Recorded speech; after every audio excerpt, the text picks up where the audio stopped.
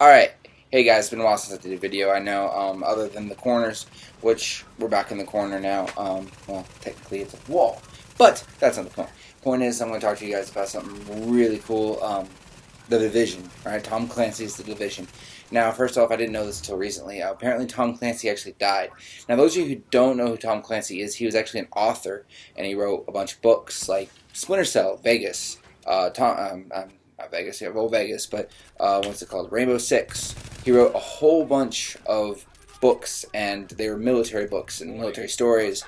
And he was seen as one of the best military authors that ever happened, ever. And what makes that cool is he hasn't served a day in the military, and he just did his research. And there's very few actual authors out there that ever did that. So it's really sad that he passed away. I'm kind of upset about it.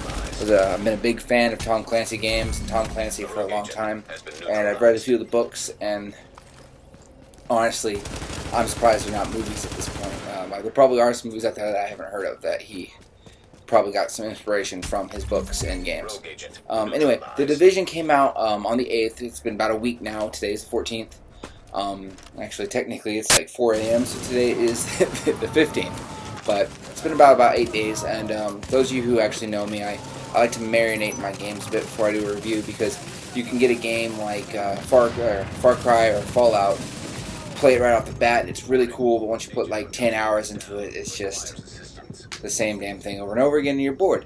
I have put, personally, over 48 hours into The Division, and that's actual play time. That's not like I've had it for so long and I've played it a little bit. I played it for pretty much two days straight, barely any sleep, but it's an amazing game. I'm going to sum it up one thing, in my opinion, is everything Destiny claimed to be. I didn't really like Destiny that much. It was a fun game, but got repetitive real fast, and it didn't really have the same MMO feeling that it advertised, in my opinion. The Division has a perfect single-player and MMO feeling kind of melded together. When you're running around into the city to do the missions, you don't see other people running around. They're not in the way. You're not going to get to a place where I need to get this chest, and there's like 500 people, trying to get the same chest, and you can't get to it, just like, Elder Scrolls Online, it was. So you have this, you can have a single-player feel, and then, you can have your friends in up to squad of 4, and then you guys can go through and adjust the game accordingly. You can go through. I've gone through multiple missions multiple times, replayed a few of them, and the more people you have, the harder they become. The more enemies you face, and the higher level someone is, the harder the mission becomes too. So you can't be like a level 5 and have a level 30 friend, which is the level cap, by the way, level 30, and then just breeze through the game real fast. It actually will adjust everything to the highest level, so you have to actually, it's actually difficult. What else? Then there's the Dark Zone. Okay, the Dark Zone is the PvP area, and I'm actually surprised. I have faith in humanity once more. Surprisingly, there is a now though there are the few that will go what's called a rogue agent, and they will attack people and steal the stuff that they loot.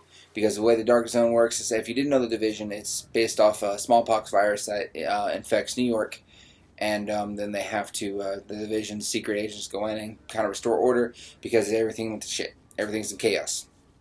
And then but the Dark Zone is where the virus struck the hardest. It's the most contaminated, all that stuff, so it's it's the most dangerous place.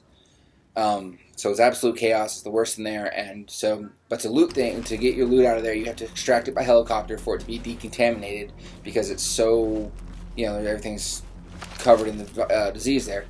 But that's also where you can find the best stuff most of the time. So there are a number of people that go around and they go what's called rogue, and they kill people and they extract their stuff that they steal from people. So they become, they get better stuff that way instead of hunting it down themselves. Now, there's a very select few. I mean, I think in my 48 hours of playing, approximately, it's probably around 36 to 40 hours, to be honest. But I think I've actually spent like 10 to 15 in the Dark Zone.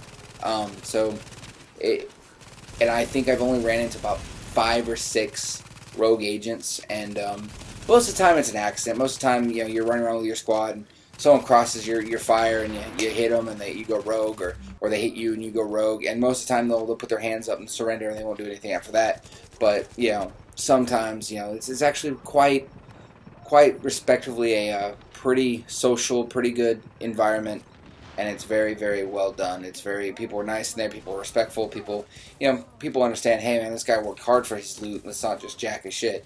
So, but always, you know, for every carton of eggs, there's a bad one or two, so, you know, you have to be careful. Dark Zone is dangerous.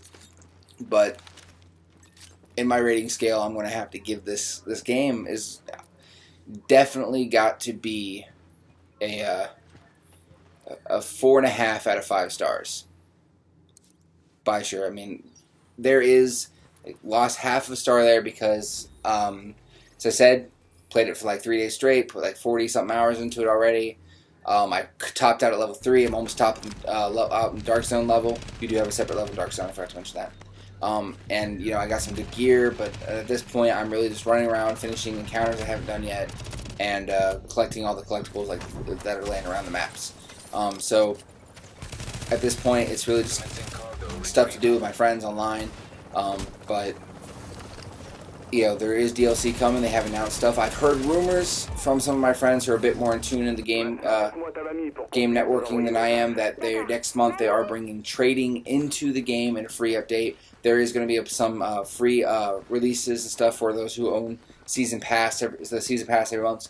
And then there are 3 DLCs already named and announced, so it's got to be pretty cool stuff. I'm not going to give away any spoilers in the story. It is a really good story. In fact, if they made a movie of The Division, it would be awesome, in my opinion. They have to do it right because your character never actually talks, but it could be a pretty decent film. And that's pretty much everything. Those of you who don't know, my starring rating system goes off of multiple of things. It goes off of a few things. It goes off of replayability. Is it a game that I'm going to replay over and over and over again no matter what? And The Division is, as I said, I'm topped out in level 30, and I've been playing it and keep playing it and playing it and playing it. I actually got level 30 like 2 days ago, and I put in like 5 hours today because I didn't have to go to, didn't have anything else to do. Okay, is it easy to understand? The control's easy. Am I going to go in there and be able to pick up on the game pretty quickly? Or is it going to be like Harry Potter and the Order of the Phoenix, where you had to memorize the directions for the spell and the thing, or Naruto Rise of a Ninja, where you had to pull 2 triggers and do different combinations of buttons to do the jutsus? Or if it's going to be like Skate. Skate's pretty easy because you just flick the stick in all other ways, but then you have moments of it where you have to do the exact same trick that someone's telling you, and it's a bit more complicated. Fun games, and they're really cool to play, but at the same time, the controls get a little complicated, and then it's like, that's why Arcadians are not really my thing. I do play them. I love them. I love fighting games. Dead or Alive. You see some of my videos on Dead or Alive with my buddy Master Coin. He does the corner with me as well. They're great games, but I don't like the ideas of memorizing combos to fight with that are like, up, over, triangle, down, X, Y, like 8 long buttons, and there's people out there who can memorize them, and hands off to you guys, but it's just not for me. So you get a star for easeability, not the game being easy, but the controls being easy, the getting into the game being easy. Then I get, of course, graphics aren't really a thing for me, but it's always a factor. If I'm playing a 64 game, is it 64 graphics, or is it like almost better than 64 graphics? If I'm hopping in a brand new $70 Xbox One game and I'm playing Xbox 360 or original Xbox graphics, then the story better be immense. And that is another one, the story. Alright, that's the 4th star. The story has to be, to me, amazing. I have to love the story. Story is half the game for me. That's why I didn't like Rainbow Six Siege. It was a great game. It was really cool, but it just got boring fast because there's no story. Alright, and finally, multiplayer. It's got to be, if there is a multiplayer. If there's not a multiplayer, you're not going to lose a star. A game won't lose a star. But it's got to be really cool. The multiplayer, if there's a multiplayer setting in there, it's got to kind of fit with the game. I mean, Tomb Raider, the first Tomb Raider, not Rise of Tomb Raider, but Tomb Raider, the relaunch, they had the multiplayer, and it was kind of, Tomb Raider's not really about running around and being a shooter, and the multiplayer was, hey, let's do team deathmatch, and people shoot each other. It didn't fit the game, and it wasn't that fun, and I think that's why it died off as quickly as it did. But that is all 5 stars. It's very rare for someone to get all 5 stars in any game. I don't think I've done a single game that way, so try to remember those. Okay, that's all for this video for now. As always, guys, if you're interested in KSI, go ahead and shoot me a message. Unfortunately, we're only in not PS, we're not in PlayStation at all. We're only in Xbox, PC, and mobile gaming, unfortunately. So you can't really, if you're a PlayStation player, heart goes out to you, but you want to do a KSI, you're going to have to get an Xbox. Or you can just wait until, a couple years for all games to be cross-platformed. If those of you who don't know, Xbox has announced that their Xbox Live system now works with cross-platform to Microsoft computer games. And if Sony plays ball, PlayStation as well. So pretty much, hopefully in the next couple years, PlayStation players and Xbox players, it won't matter. You can play Call of Duty together. It'd be awesome. Alright? Okay? And another thing, if you have a game you want me to play, want me to review it, just let me know. I will play it. If I have it, it'll be up real quick. If I need to find it, I'll find it. If I need, I'll do whatever I need. Pretty much anything I need to do, short of importing a game from Japan or something, which I have done for my own pleasure. So there's a chance I have an imported game. All right, so just send me a message or a comment down below, and we'll get that started. We'll get that liked. So guys, this is KSI Handicapped Kid. All right, your second lieutenant for the Banshee squad of the ES division of KSI Global, signing off. All right, guys. Make sure to hit that like button, hit the subscribe button. Alright. And remember, guys, keep on gaming.